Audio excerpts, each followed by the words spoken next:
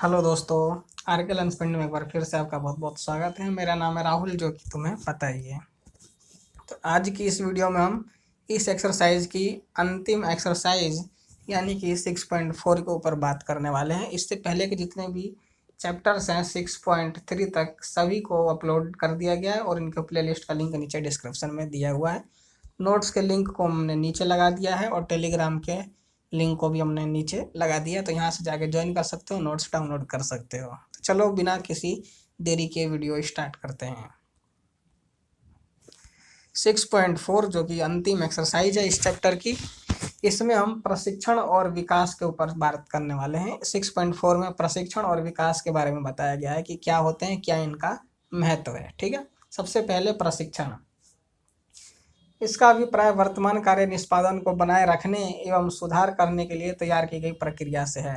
मतलब कि वर्तमान में जो कार्य निष्पादन है, जो कार्य चल रहा है, उसको बनाए रखने के लिए और उसमें सुधार करने के लिए जो प्रक्रियाएं बनाई जाती हैं वही प्रशिक्षण कहलाता है, यानी कि ट्रेनिंग। ट्रेनिंग एक ऐसा कार्य है, ऐसी प्रक्रिया है जो कि कर्मचारियों को जो कार्य कर रहे हैं उनको और बेहतर तरीके से करने के बारे में सिखाया जाता है। ठीक है, क्या है इसकी विशेषताएं, ट्रेनिंग की क्या विशेषताएं हैं। ठीक है, सबसे पहला, प्रशिक्षण पर खर्च विनियोग है, अपव्यय नहीं। सबसे महत्वपूर्ण विशेषता यही है कि प्रशिक्षण पर खर्च कभी अपव्यय नहीं होता। मतलब प्रशिक्षण पर आज जो खर्च किया जाएगा, संस्था को उसका लाभ कर्मचारी की बढ़ी हुई कार्यकुशलता के रूप में लंबे समय तक मिलता रहेगा। प्रशिक्षण पर खर्च किया गया कभी भी बर्बाद नहीं होता। इसका कहने का मतलब ये है कि जो प्रशिक्षण पर हमने खर्च किया वो खर्च नहीं, वो इन्वेस्टमेंट है। क्यों? क्योंकि कर्मचारी का जिससे क्या होता है, उनकी कार्य शक्ति बढ़ जाती है। ठीक है, कार्य कुशलता बढ़ जाती है, जिससे कि कर्मचारी ज़्यादा काम करते हैं, बेहतर तरीके से करते हैं, जिसको कंपनी को लंबे समय के तक लाभ के रूप में उसका प्रॉफिट मिलता रहता है। ठीक है, जो इन्वेस्टमेंट करी ट्रेनिंग के ऊपर वह प्रॉफिट के रूप में कंपनी को लंबे समय तक मिलता रहता है। इसलिए कहा गया है यहाँ पर कि जो प्रशिक्षण पर खर्च है वो खर्च नहीं, वो इन्वेस्टमेंट है। ठीक, अब आगे बढ़ते हैं और अगला देख लेते हैं। अगला है विशेष कार्य से संबंधित। प्रशिक्षण का अभिप्राय कर्मचारियों को सामान्य ज्ञान में वृद्धि करना नहीं है, बल्कि इसके द्वारा उनको किसी विशेष कार्य में निपुण बनाना है। जो ट्रेनिंग है वह किसी विशेष कार्य से संबंधित ही होता है। ऐसा नहीं कि हर नॉर्मल काम के लिए भी आपको ट्रेनिंग दे दी जाए, छोटी छोटी कार्यों के लिए भी आपको ट्रेनिंग दी जा रही है, ऐसा नहीं। किसी भी विशेष कार्यों के प्रति आपको स्पेशलाइज्ड बनाना, स्पेशलिस्ट बनाना, किसी भी कार्य में निपुण बनाना ही ट्रेनिंग का क्या होता है, उद्देश्य होता है। इसलिए ट्रेनिंग आपको विशेष कार्यों के लिए दी जाती है। ठीक है, आगे बढ़ते हैं। संस्था एवं कर्मचारी दोनों के लिए लाभदायक। यह ऐसी प्रक्रिया है जिससे संस्था एवं कर्मचारी दोनों को लाभ होता है। संस्था का कम लागत पर उत्पादन का सपना पूरा होता है और कर्मचारी अच्छा वेतन प्राप्त करता है।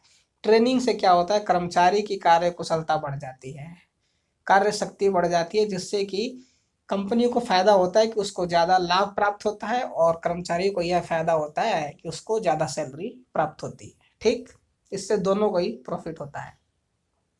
स्तत प्रक्रिया, जब जब व्यवसाय में कोई परिवर्तन होता है तब तब प्रशिक्षण की आवश्यकता पड़ती है, अतः एक स्तत प्रक्रिया है। स्तत प्रक्रिया का मतलब लगातार चलने वाली प्रक्रिया है। ऐसा नहीं एक बार ट्रेनिंग दे दिया तो अब दोबारा कभी ट्रेनिंग देना ही नहीं पड़ेगा। अगर आगे चल के कोई चेंज करना हुआ, कुछ बदलना हुआ, तो फिर ट्रेनिंग देना पड़ेगा। ठीक है, इसलिए जो ट्रेनिंग प्रक्रिया है ये लगातार चलती है। अगला है प्रशिक्षण तथा विकास में अंतर होता है। प्रशिक्षण का अभिप्राय कर्मचारियों को किसी विशेष कार्य में निपुण बनाना है, जबकि विकास के अंतर्गत सभी क्षेत्रों में जानकारी प्रदान की जाती है। प्रशिक्षण सभी स्तरों पर कर्मचारियों के लिए आवश्यक है, जबकि विकास प्रबंधकीय वर्गों के लिए आवश्यक है। प्रशिक्षण यानी कि ट्रेनिंग और डेवलपमेंट में डिफरेंस होता है। क्या होता है कि जो प्रशिक्षण है वो किसी कार्य में निपुण बनाना है, ठीक, और जो विकास है यह सभी प्रकार की जानकारियों को उपलब्ध कराना विकास कहलाता है, और किसी विशेष किसी भी एक कार्य में निपुण बनाना ट्रेनिंग कहलाता है। ठीक है, अगला है प्रशिक्षण तथा शिक्षा में अंतर होता है।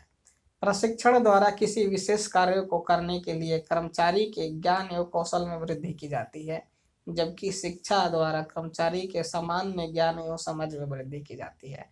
प्रशिक्षण से, जैसे पहले ही बताया मैंने, कि किसी भी एक कार्य में निपुण बनाया जा सकता है, लेकिन शिक्षा से व्यक्ति को हर क्षेत्र के बारे में जानकारी मिलती है, हर चीज को समझने में उसको सहायता होती है, वृद्धि होती है। ठीक है, तो इसलिए कहा गया है कि ट्रेनिंग और शिक्षा दोनों में अंतर होता है। ठीक है, आगे बढ़ते हैं। क्या है प्रशिक्षण के लाभ?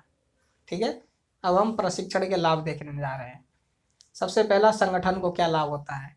माल एवं मशीन का मितव्ययी तथा सही प्रयोग, उत्पादन की किस्म एवं मात्रा में सुधार, पर्यवेक्षण की कम जरूरत, श्रम परिवर्तन दर एवं अनुपस्थिति में कमी। ठीक है, ये सारे जो लाभ हैं इसे संगठन को होते हैं।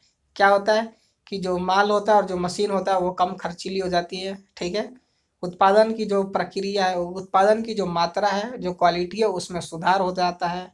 पर्यवेक्षक की ज़्यादा जरूरत नहीं पड़ती। पर्यवेक्षक वह होता है जो कार्यों की देखभाल करता है, मतलब काम सही से हो रहा है या नहीं हो रहा है, इन सब की देखभाल करना जो करता है उसको हम पर्यवेक्षक कहते हैं। ठीक है, श्रम परिवर्तन दर में अनुपस्थिति की कमी हो जाती है, मतलब कि कर्मचारी छोड़कर कंपनी को नहीं जाते। ठीक, ये सारे लाभ संगठन को हैं।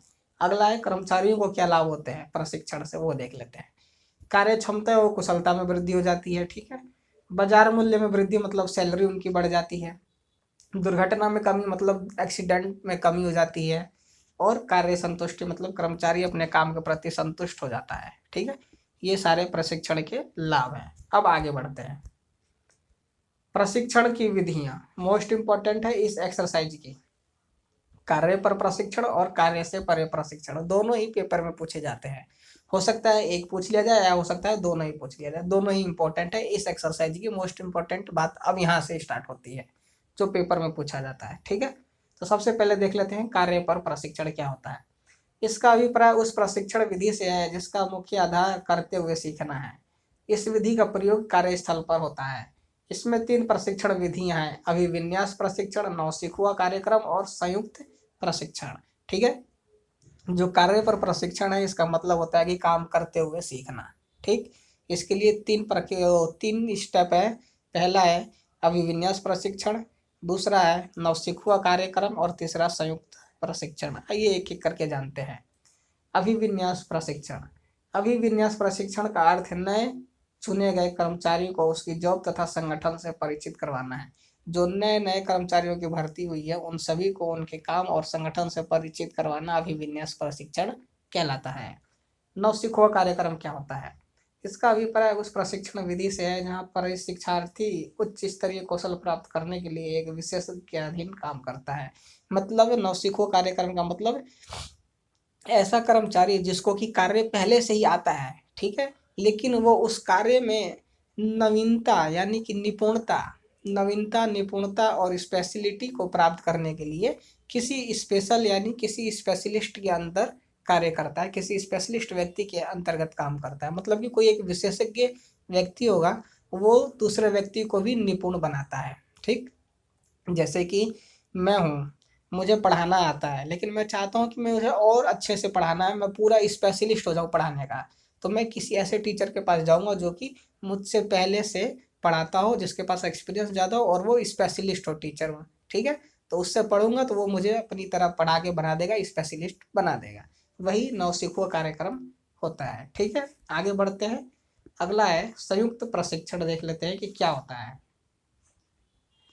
इसका अभिप्राय उस प्रशिक्षण से है जो शैक्षणिक व व्यावसायिक संगठनों द्वारा संयुक्त रूप से प्रदान किया जाता है, ताकि दोनों अपने सदस्यों के सैद्धांतिक व व्यवहारिक ज्ञान में कुशलता स्थापित कर सकें। ठीक है, संयुक्त रूप से यह शिक्षा प्रदान की जाती है जिससे कि सदस्यों के सैद्धांतिक और व्यवहारिक ज्ञान दोनों में ही संतुलित स्थापित किया जा सकता है, संतुलन बनाए रखा जा सकता है। ठीक है, अब देख लेते हैं हम कार्य से परे प्रशिक्षण क्या होता है। संयुक्त प्रशिक्षण समझ में आ गया ना? एक बार और बता देता हूँ। इसका अभिप्राय उस प्रशिक्षण से है जो कि शैक्षिक संस्थान और व्यावसायिक संगठन द्वारा संयुक्त रूप से दिया जाता है। मतलब कि जो शैक्षिक संस्थान में बताया गया तो वो ठीक है, अब संगठन में आओगे तो संगठन में भी बताया जाएगा, जिससे कि आपके दोनों ही सैद्धांतिक और व्यवहारिक ज्ञान में संतुलन बना रहे। ठीक है, अब देख लेते हैं कार्य से परे प्रशिक्षण क्या होता है। इसका अभिप्राय उस प्रशिक्षण विधि से है जिसका मुख्य आधार करने से पहले सीखना है। इस विधि का प्रयोग कार्यस्थल से दूर होता है। इसमें मुख्यतः एक विधि है, प्रकोष्ठशाला प्रशिक्षण। ठीक है, जो कार्य से परे प्रशिक्षण है, मतलब है इसका कि कुछ भी काम करने से पहले सीखना, और इसका प्रयोग हम कार्यस्थल से दूर करते हैं। मतलब जहाँ पे हमें रियल में काम करना है वहां पर नहीं, उसके बदले हम कहीं दूसरी जगह पर पहले सीखते हैं और फिर जाके वहां पे हम कार्य करते हैं। एक ही इसका मेथड है, एक ही तरीका है, वह है प्रकोष्ठशाला प्रशिक्षण। देखते हैं कि क्या होता है। इस पद्धति में नए कर्मचारियों को प्रशिक्षण देने के उद्देश्य से एक अलग प्रशिक्षण केंद्र बनाया जाता है।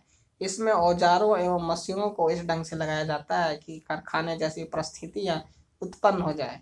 जब कर्मचारी प्रशिक्षित हो जाते हैं तो उन्हें वास्तविक कार्य पर लगा दिया जाता है। प्रकोष्ठशाला प्रशिक्षण मतलब कि ऐसा प्रशिक्षण संस्थान बनाया जाता है, केंद्र बनाया जाता है, जहां पर उसको रियल में काम करने जैसा अनुभव होता है। ठीक है, जैसे कि डॉक्टर्स होते हैं, ठीक है, और जो पायलट्स होते हैं, डिफेंस में जो पायलट्स होते हैं जो कि रॉकेट्स वगैरह को उड़ाते हैं, जो हमारे राफेल वगैरह हो गए, हेलीकॉप्टर्स वगैरह हो गए, ठीक है, प्लेन्स वगैरह हो गए, इन सभी को चलाते हैं, उड़ाते हैं, उन सभी के लिए यह प्रशिक्षण दिया जाता है। उनको ऐसा नहीं कोई नया बंदा आया हेलीकॉप्टर उड़ाने के लिए उसको सीधा ही दे दिया हेलीकॉप्टर उड़ाने के लिए, उसको पहले सिखाया जाएगा कि भैया आओ यहाँ पे सीखो। उनके लिए जो काम उनको करना होता है रियल में, वो सारे काम उनको पहले प्रशिक्षण के दौरान करवाया जाता है, सिखाया जाता है, और उसके बाद उनको फिर कार्य पर भेजा जाता है। तो इसी के लिए प्रकोष्ठशाला प्रशिक्षण दिया जाता है। इस मेथड के तरीके से ही उनको ट्रेनिंग दी जाती है और फिर उनको कार्य पर लगा दिया जाता है। ठीक है, तो ये होता है प्रकोष्ठशाला प्रशिक्षण। अब देख लेते हैं इन दोनों में क्या है डिफरेंस। प्रकोष्ठशाला प्रशिक्षण कह रहा हूँ, सॉरी, प्रशिक्षण और विकास में डिफरेंस, जो कि पेपर में पूछ लिया जाता है।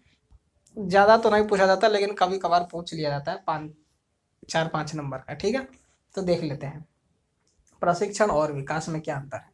यह ज्ञान एवं कौशल की प्रक्रिया है। जो प्रशिक्षण है ज्ञान और कौशल की प्रक्रिया है, लेकिन जो विकास है यह सीखने की प्रक्रिया है। क्या है इनके उद्देश्य?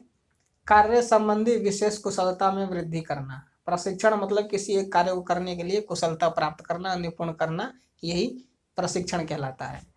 एक व्यक्ति के संपूर्ण व्यक्तित्व में वृद्धि करना विकास कहलाता है। ठीक है, कैरियर क्या है इन दोनों का? यह जॉब प्रधान प्रक्रिया है। जो ट्रेनिंग है, प्रशिक्षण है, जॉब प्रधान प्रक्रिया है, लेकिन जो विकास है यह कैरियर प्रधान प्रक्रिया है। ठीक है, आगे अगला क्षेत्र क्या है इन दोनों का? प्रशिक्षण का क्षेत्र संकुचित है और विकास का ही एक अंग है। इसमें सीखने का क्षेत्र कम है।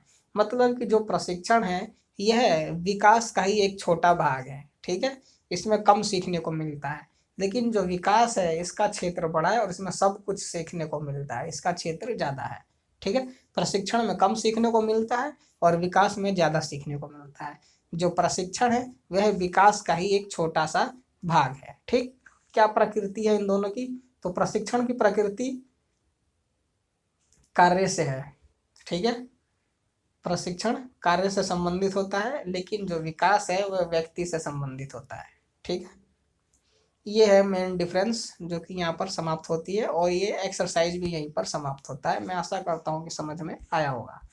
ठीक है, अगर अभी तक कुछ छूट गया हो या कुछ समझ में नहीं आया हो तो वो बताने के लिए नीचे कमेंट कर देना, और अभी तक हमारे चैनल को सब्सक्राइब नहीं करा तो सब्सक्राइब कर देना, और अच्छी लगी हो वीडियो तो लाइक कर देना और अपने दोस्तों के साथ भी शेयर करना। तो आज की इस वीडियो में यहाँ पर एक्सरसाइज नहीं, चैप्टर 6 समाप्त होती है। आई होप अच्छा लगा होगा, समझ में आया होगा।